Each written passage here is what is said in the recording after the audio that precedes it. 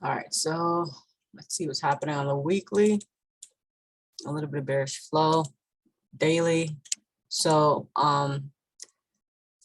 the flow is actually clear on the daily. We made a support, made a lower high, made a support, a lower high, support, lower low, lower high. So this is the current trend. This is the current flow, even though the 4 hours sometimes may switch in between. This is the last lower low.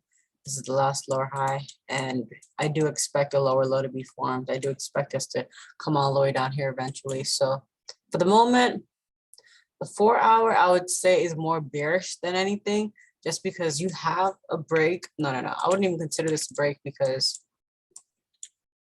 of not one nice strong candle and then dojis after that. So I would say it's still on the bearish side a little bit more.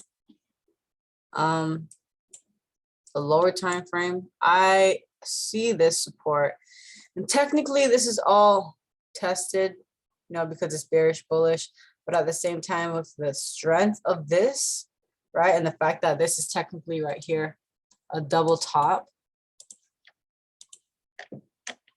we could potentially go bearish, but it's not completely clear at the moment. But I am in sells, so we'll see about that.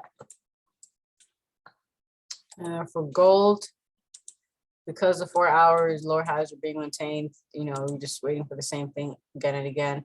Right when 8 o'clock, I don't even know what news this was. Oh, we did have news at 8:30. Today is Wednesday.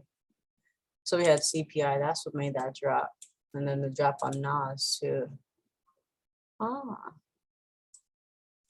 Yeah.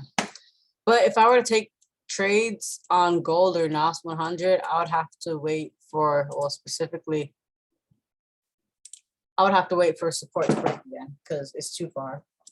But my bias on GJ is bearish, even though the lower time frame is more bullish than anything, giving what I expect, not necessarily what's been clearly printed out on the charts yet, but we'll see.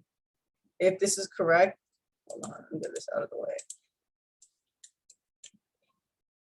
Minor support, had this big old come down here. It didn't technically break, but if you start to see some support formed and then a break, then that'll be like, okay, that's a proper indication that, we're ready to go bearish. But bearish bias on GJ for the day.